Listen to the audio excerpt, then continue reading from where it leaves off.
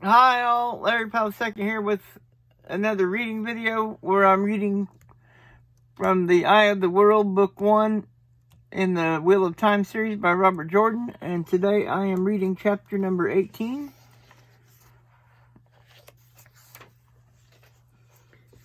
Chapter 18, the Camlin Road. The Camlin Road was not very different from the North Road through the two rivers. It was considerably wider, of course, and showed the wear of much more use, but it was still hard, packed dirt lined on either side by trees that would not have been at all out of place in the two rivers, especially since only the evergreens carried a leaf.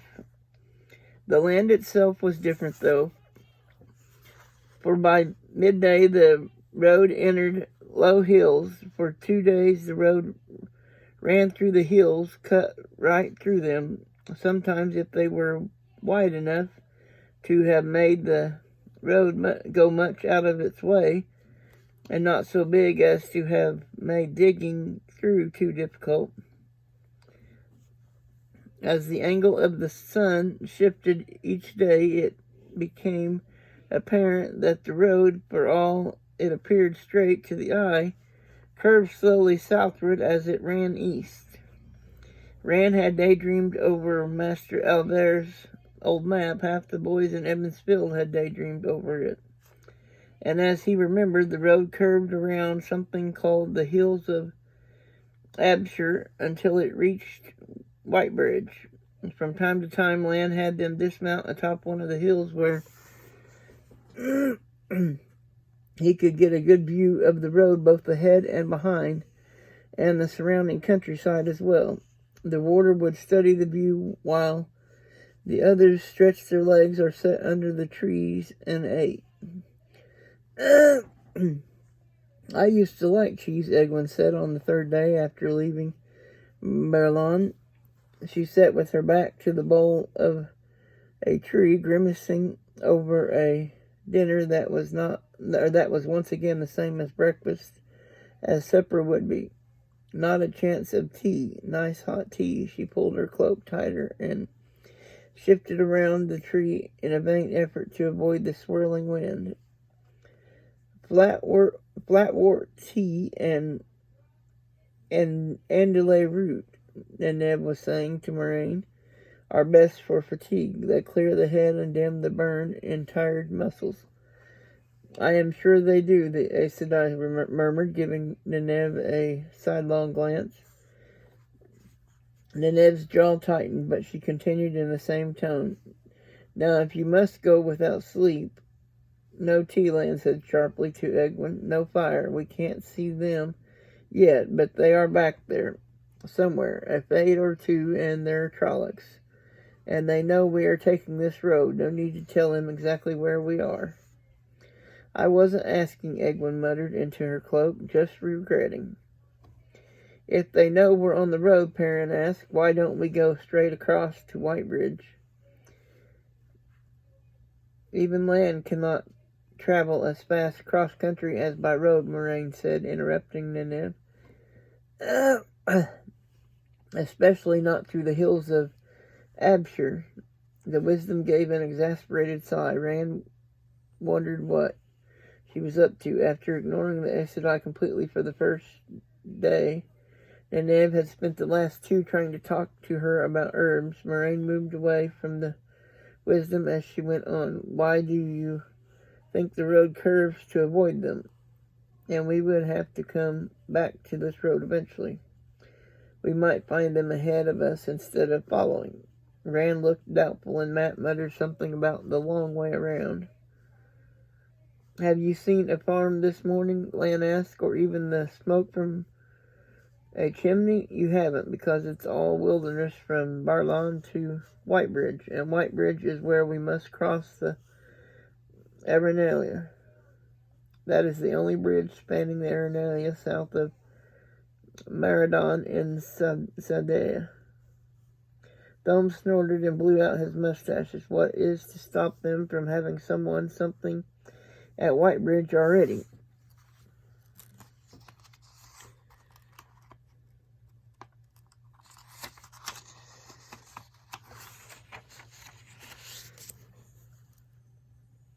From the west came the keening wail of a horn. Land's head whipped around to stare back down the road behind them. Rand felt a chill. A part of him remained calm enough to think, 10 miles, no more. Nothing stops them, Gleeman, the warder said. We trust to the light and luck, but now we know for certain there are Trollocs behind us.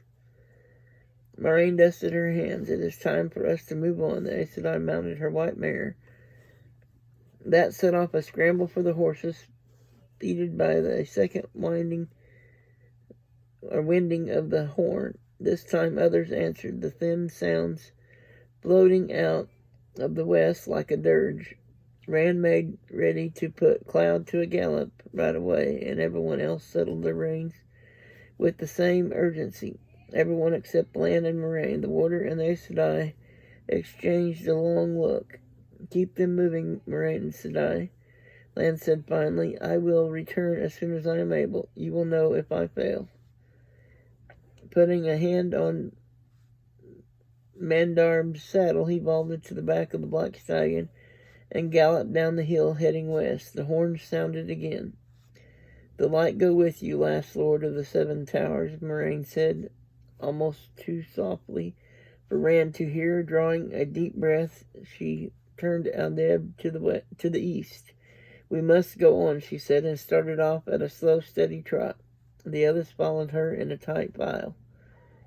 Rand twisted once in his saddle to look for Lan, but the warder was already lost to sight among the low hills and leafless trees. Last lord of the Seven Towers, she had called him. He wondered what that meant. He had not thought anyone besides himself had heard, but Thome was chewing the ends of his mustaches, and he had a speculative frown on his face. The Gleeman seemed to know a great many things. The horns called and answered once more behind them. Rand shifted in his saddle. They were closer this time. He was sure of it. 8 miles, maybe 7. Mat and Egwene looked over their shoulders, and Perrin hushed as if he expected something to hit him in the back. Neneb rode up to speak to Moraine. Can't we go any faster, she asked. Those horns are getting closer. The Aes Sedai shook her head. And why do they let us know they are there? Perhaps so we will hurry on without thinking of what might be ahead. They kept on at the same steady pace. At intervals the horns gave cry behind them, and each time the sound was closer. Rand tried to stop thinking of how close, but the thought came unbidden at every brazen wail. 5 miles, he was thinking anxiously, when Lan suddenly burst around the hill behind them at a gallop. He came abreast of Moraine, reined in the stallion. At least 3 fists of Trollocs, each led by a half-man, maybe 5. If you were close enough to see them, Egwene said worriedly, they could have seen you. They could be right on your heels. He was not seen. Neneb drew herself up as everyone looked at her. I have followed his trail, remember? Hush, Moraine commanded. Lan is telling us there are perhaps 500 Trollocs behind us. A stunned silence followed. Then Lan spoke again. And they are closing the gap. They will be on us in an hour or less. Half to herself, the Aes Sedai said, if they had that many before, why were they not used at Emmonsfield? If they did not, how did they come here since? They are spread out to drive us before them, Lan said, with scouts quartering ahead of the main parties. Driving us toward what? Moraine mused. As if to answer her, a horn sounded in the distance to the west, a long moan that was answered this time by others, all ahead of them. Moraine stopped Aldeb. The others followed her lead. Thome and the Emmonsfield folk looked around fearfully. Horns cried out before them and behind. Rand thought they held a note of triumph. What do we do now? Neneb demanded angrily. Where do we go? All that is left is north or south, Moraine said, more thinking aloud than answering the wisdom. To the south are the hills of Abshur, barren and dead, and the Tarn, with no way to cross and no traffic by boat. To the north we can reach the Arenala, before nightfall, and there will be a chance of a trader's boat. If the ice has broken at Meridon, there is a place the Trollocs will not go, Land said, but Moraine's head whipped around sharply. No, she motioned to the warder, and he put his head close to hers so their talk could not be overheard. The horns winded, and Rand's horse danced nervously. They're trying to frighten us, Thumb growled, attempting to steady his mount. He sounded half angry and half as if the Trollocs were succeeding. They're trying to scare us until we panic and run. They'll have us then. Egwin's head swung with every blast of a horn, staring first ahead of them, then behind, as if looking for the first Trollocs. Rand wanted to do the same thing, but he tried to hide it. He moved Clown closer to her. We go north, Moraine announced. The horns keened shrilly as they left the road and trotted into the surrounding hills. The hills were low, but the way was all up and down, with never a flat stretch beneath bare-branched trees and through dead undergrowth. The horses climbed laboriously up one slope, only to canter down the other. Land set a hard pace, faster than they had used on the road. Branches ran across the face and chest. Old creepers and vines caught his arms and sometimes snagged his foot right out of the stirrup. The keening horns came ever closer and ever more frequently. As hard as Land pushed them, they were not getting further on very quickly. They traveled 2 feet up or down for every one forward, and every foot was a scrambling effort, and the horns were coming nearer. 2 miles, he thought, maybe less. After a time, Land began peering first one way, then another. The hard planes of his face as close to worry as Rand had seen them. Once the warder stood in his stirrups to stare back the way they had come. All Rand could see were trees. Land settled back into his saddle and unconsciously pushed back his cloak to clear his sword as he resumed searching the forest.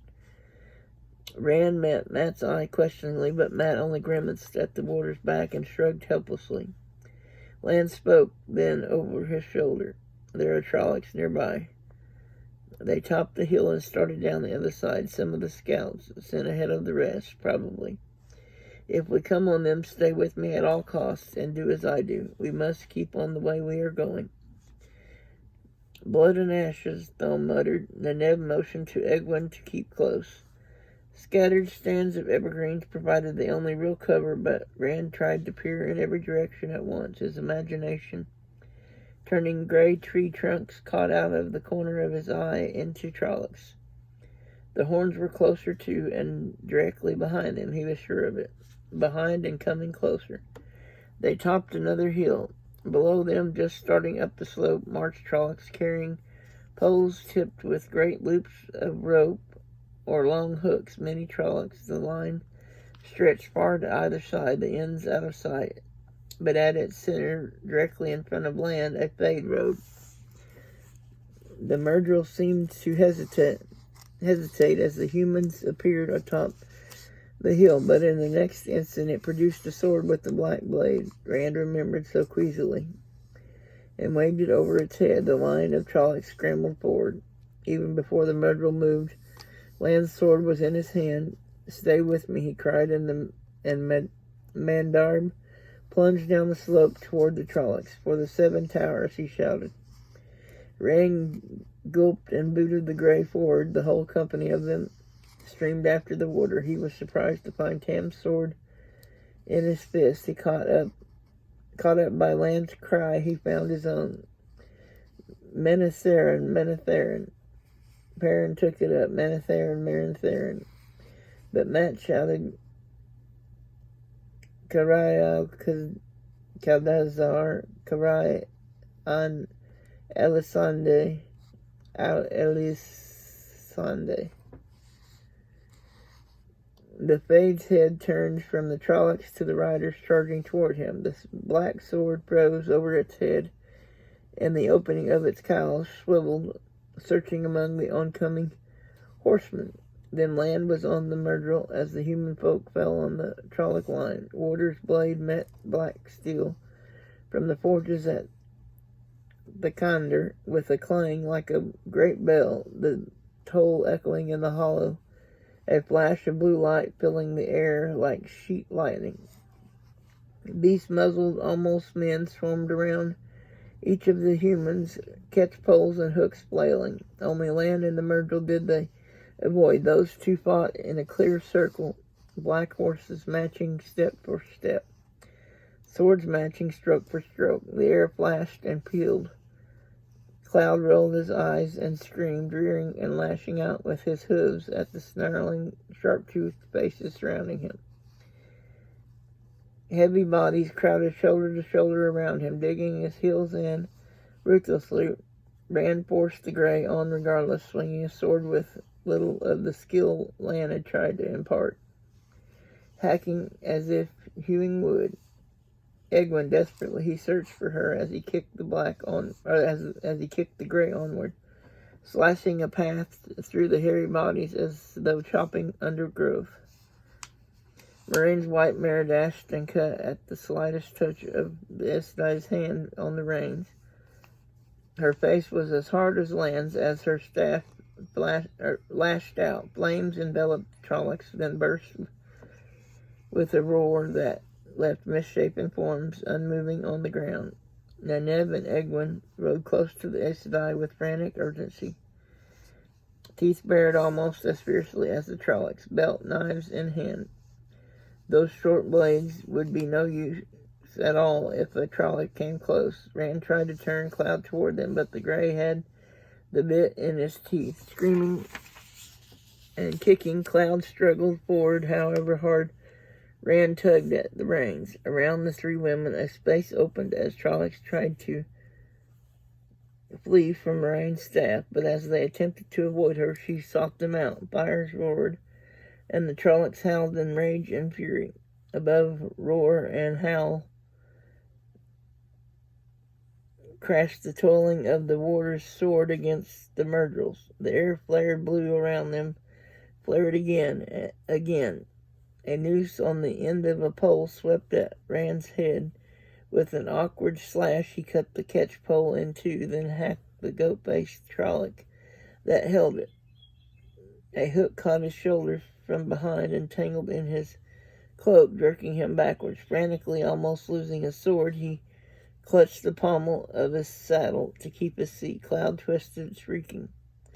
Rand hung onto the saddle and reins desperately. He could feel himself slipping inch by inch, falling to the hook. Cloud swung around. For an instant, Rand saw Perrin half out of his saddle, struggling to wrestle his axe away from three Trollocs. They had him by one arm and both legs. Cloud plunged, and only Trolloc filled Rand's eyes. A Trolloc dashed in and seized Rand's leg, forcing his foot free of the stirrup. Panting, he let go of the saddle to stab it. Instantly, the hook pulled him out of the saddle to Cloud's hindquarters. His death grip on the reins was all that kept him from the ground. Cloud reared and shrieked, and in that same moment the pulling vanished. The Trolloc at his leg drew up its hands and screamed. All of the Trollocs screamed, a howl like all the dogs in the world gone mad. Around the humans, Trollocs fell writhing to the ground, tearing at their hair, clawing their own faces. All of the Trollocs biting at the ground, snapping at nothing, howling. Then Rand saw the Myrtle, still upright in the saddle of its madly dancing horse, black blades still flailing. It had no head. It won't die until nightfall, Thome had to shout between heavy breaths over the unrelenting screams. Not completely, that is what I've heard anyway. Ride, Land shouted angrily. The warder had already gathered Moraine and the other two women and had them halfway up the next hill. This is not all of them. Indeed, the horns dirged again above the shrieks of the Trollocs on the ground, to east and west and south. For a wonder, Mat was the only one who had been unhorsed. Rand trotted toward him, but Matt tossed the noose away from him with a shudder, gathered his bow, and scrambled into his saddle, unaided, though rubbing at his throat. The horns bayed like hounds with the scent of a deer, hounds closing in. If Land had set a hard pace before, he doubled it now, till the horses scrambled uphill faster than they had gone down before, then nearly threw themselves at the other side, but still the horns came ever nearer, until the guttural shouts of pursuit were heard whenever the horns paused, until eventually the humans reached the hilltop just as the Trollocs appeared on the next hill behind them. The hilltop blackened with Trollocs' snouts, distorted faces howling, and 3 Myrtle overawed them all. Only 100 spans separated the two parties. Rand's heart shriveled like an old grape. 3. The Myrtle's black swords rose as one. Trollocs boiled down the slope, thick, triumphant cries rising. Catchpoles bobbing above as they ran. Moraine climbed down from Aldeb's back. Calmly she removed something from her pouch, unwrapped it. Rand glimpsed dark ivory, the angrel, with angrel in one hand and staff in the other. The Aes Sedai sat at her feet, facing the onrushing Trollocs, and the Fade's black swords raised her staff high and stabbed it down into the earth. The ground rang like an iron kettle struck by a mallet. The hollow clang dwindled, faded away. For an instant then it was silent. Everything was silent. The wind died. The Trollocs' cries stilled. Even their charge forward slowed and stopped. For a heartbeat, everything waited. Slowly the dull ringing returned, changing to a low rumble, growing until the earth moaned. The ground trembled beneath Cloud's hooves. This was Aes Sedai work like the stories told about. Rand wished he were 100 miles away. The tremble became a shaking that set the trees around them quivering. The gray stumbled and nearly fell. Even Mandarb and riderless Aldeb staggered as if drunk, and those who rode had to cling to reins and manes, to anything, to keep their seats. The Aes Sedai still stood as she had begun, holding the angrel and her upright staff thrust into the hilltop, and neither she nor the staff moved an inch, for all that the ground shook and shivered around her. Now the ground rippled, springing out from in front of her staff, lapping toward the Trollocs like ripples on a pond, ripples that grew as they ran, toppling old bushes, flinging dead leaves into the air, growing, becoming waves of earth, rolling toward the Trollocs. Trees in the hollow lashed like switches in the hands of small boys. On the far slope, Trollocs fell in heaps, tumbled over and over by the raging earth. Yet, as if the ground were not rearing all around them, the Myrtle moved forward in a line, their dead black horses never missing a step, every hoof in unison. Trollocs rolled on the ground all about.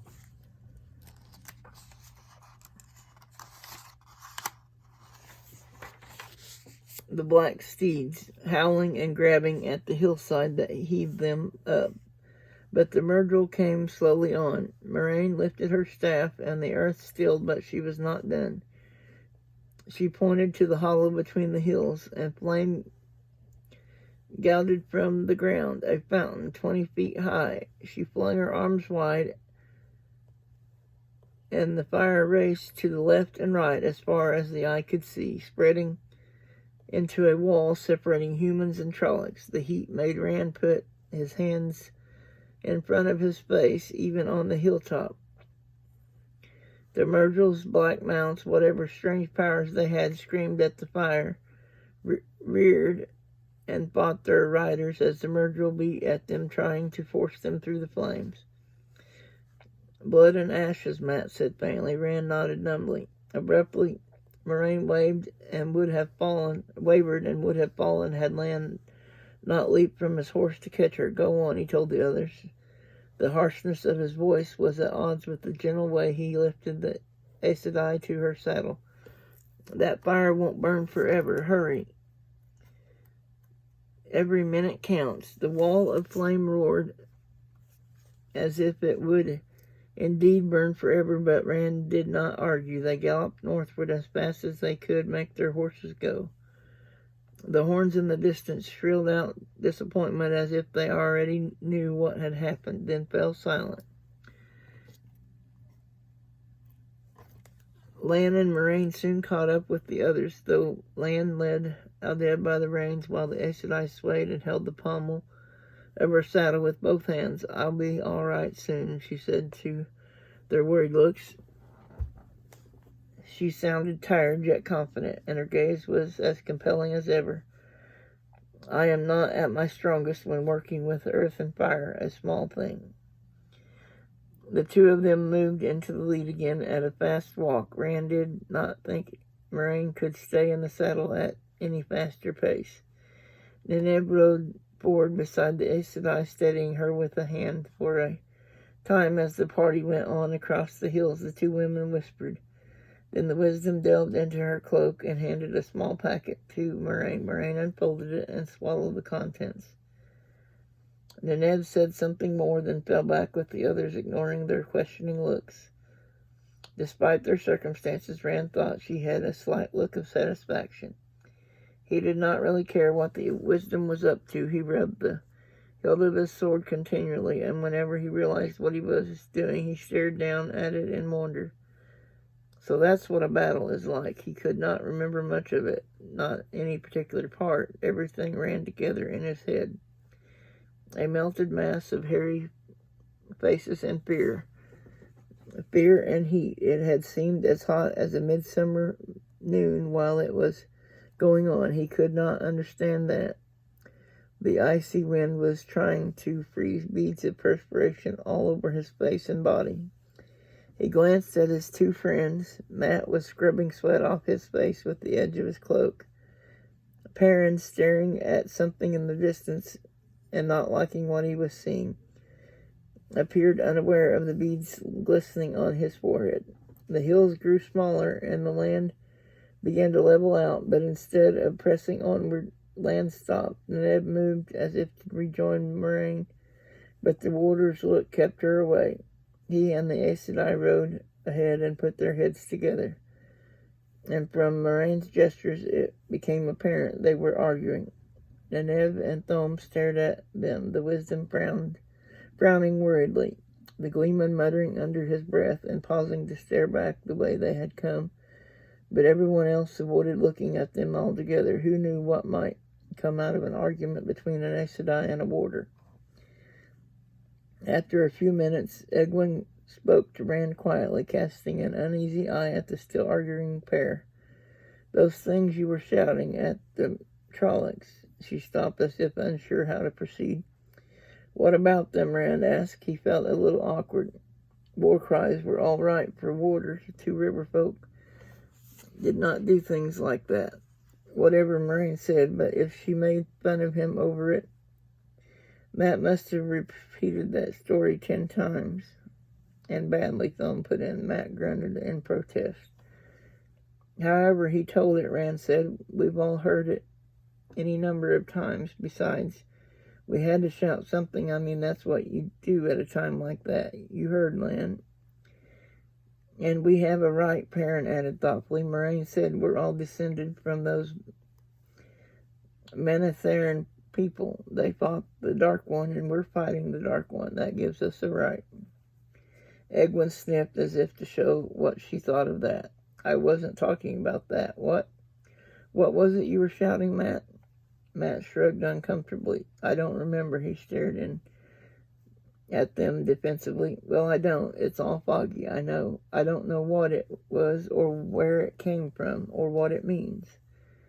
He gave a self-deprecating laugh. "I don't suppose it means anything." I think it does," Egwene said slowly. "When you shouted, I thought, just for a minute, I thought I understood you. But it's all gone now." She sighed and shook her head. "Perhaps you're right. Strange what you can imagine at a time like that, isn't it?" Karai Come to Czar, Moraine said. They all twisted to stare at her. Karai Alessandre, Alessandre, for the honor of the red eagle, for the honor of the rose of the sun, the rose of the sun. The ancient war cry of Manetharin and the war cry of its last king, Eldrene, was called the rose of the sun. Moraine's smile took in Egwin and Mat both, though her gaze may have rested a moment longer on him than on her. The blood of Arad's line is still strong in the two rivers. The old blood still sings. Mat and Egwin looked at each other while everyone else looked at them both. Egwin's eyes were wide and her mouth kept quirking into a smile that she bit back every time it began, as if she was not sure just how to take this talk of the old blood. Mat was sure from the scowling frown on his face. Rand thought he knew what Mat was thinking, the same thing he was thinking. If Mat was a descendant of the ancient kings of Manetharin, maybe the Trollocs were really after him and not all three of them. The thought made him ashamed. His cheeks colored, and when he caught a guilty grimace on Perrin's face, he knew Perrin had been having the same thought. I can't say that I have ever heard that like of this, Thome said after a minute. He shook himself and became brusque. Another time I might even make a story out of it, but right now. Do you intend to remain here for the rest of the day, Aes Sedai? No, Moraine replied, gathering her reins. A Trolloc horn keened from the south, as if to emphasize her word. More horns answered east and west. The horses whickered and sidled about nervously. They had passed the fire, Lan said calmly. He turned to Moraine. You are not strong enough for what you intend. Not yet. Not without rest, and neither Myrddraal nor Trolloc will enter that place. Moraine raised a hand as if to cut him off, then sighed and let it fall instead. Very well, she said irritably. You are right, I suppose, but I would rather there was any other choice. She pulled her staff from under the girth strap of her saddle. Gather in around me, all of you, as close as you can. Closer. Rand urged Cloud nearer the Aes Sedai's mare as Moraine's insistence. They kept on crowding closer in a circle around her until every horse had its head stretched over the crop or withers of another. Only then was the Aes Sedai satisfied. Then, without speaking, she stood in the stirrups and swung her staff over their heads, stretching to make certain it covered everyone. Rand flinched every time the staff passed over him. A tingle ran through him with every pass. He could have followed the staff without seeing it, just by following the shivers as it moved over people. It was no surprise to him that Lan was the only one not affected. Abruptly, Moraine thrust the staff out to the west. Dead leaves whirled into the air, and branches whipped as if a dust devil ran along the line she pointed to. As the invisible whirlwind vanished from sight, she settled back into her saddle with a sigh. To the Trollocs, our scents and our tracks will seem to follow that. The Myrddraal will see through it in time, but by then, Lan said, we will have lost ourselves. Your staff is very powerful, Egwin said, earning a sniff from Neneve. Moraine made a clicking sound. I have told you, child, things do not have power. The one power comes from the true source, and only a living mind can wield it. This is not even an angle, merely an aid to concentration. Wearily, she slid the staff back under her girth strap. Lan, follow me, the warder said, and keep quiet. It will ruin everything if the Trollocs hear us. He led the way north again, not at the crashing pace they had been making, but rather in the quick walk with which they had traveled the Camelin road. The land continued to flatten, though the forest remained as thick. Their path was no longer straight as it had been before, for Lan chose out a route that meandered over hard ground and rocky outcrops, and he no longer let them force their way through tangles of brush, instead taking the time to make their way around. Now and again he dropped to the rear, intently studying the trail they made. If anyone so much as coughed, it drew a sharp grunt from him. Neneb rode beside the Aes Sedai, concern battling dislike on her face, and there was a hint of something more, Rand thought. Almost as if the wisdom saw some goal in sight. Moraine's shoulders were slumped, and she held her reins in the saddle with both hands, swaying with every step Adeb took. It was plain that laying the false trail, small as that might have seemed, besides producing an earthquake and a wall of flame, had taken a great deal out of her. Strength she no longer had to lose. Rand almost wished the horns would start again. At least they were a way of telling how far back the Trollocs were, and the Fades. He kept looking behind them, and so was not the first to see what lay ahead. When he did, he stared, perplexed. A great irregular mass stretched off to either side, out of sight. In most places as high as the trees that grew right up to it, with even taller spires here and there. Leafless vines and creepers covered it all in thick layers. A cliff. The vines will make climbing easy, but we'll never get the horses up. Suddenly, as they rode a little closer, he saw a tower. It was clearly a tower, not some kind of rock formation, with an odd pointed dome on the top. A city, he said, and a city wall. And the spires were guard towers on the wall. His jaw dropped. It had to be 10 times as big as Baerlon, 50 times as big. Matt nodded. A city, he agreed. But what's a city doing in the middle of a forest like this? And without any people, Perrin said. When they looked at him, he pointed to the wall. Would people let vines grow over everything like that? You know how creepers can tear down a wall. Look how it's fallen.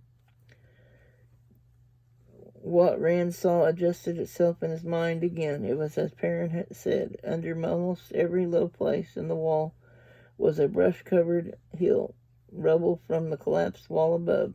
No two of the guard towers were the same height. I wonder what city it was, Egwin mused. I wonder what happened to it. I don't remember anything from Papa's map. It was called Aridhal, Moraine said, in the days of the Trolloc Wars. It was an ally of Menetheren. Staring at the massive walls, she seemed almost unaware of the others, even of Neneb, who supported her in the saddle with a hand on her arm. Later, Aridhal died, and this place was called by another name. What name? Matt asked. Here, Lan said. He stopped Mandarb in front of what had once been a gate wide enough for 50 men to march through abreast. Only the broken, vine-encrusted watchtowers remained. Of the gates there was no sign. We enter here. Trolloc horns shrieked in the distance. Lan peered in the direction of the sound, then looked at the sun halfway down toward the treetops in the west. They have discovered it's a false trail. Come, we must find shelter before dark.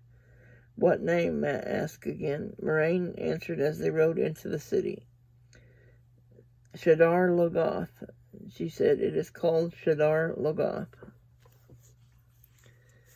And that is the end of chapter 18. And I will be reading chapter 19 in my next video. And if you haven't already, I encourage you to watch the Wheel of Time series on Amazon Prime. And let me know in the comments down below whether you like the way things go in the book or in the series. Because there are a few differences. Not a lot, but there are a few. Anyway, I want to thank everyone for watching. Please like and subscribe if you haven't already. And I will put my contact information in the description down below in case anybody wants to contact me or send me something. And as always, everyone have a wonderful day and be safe. Bye-bye.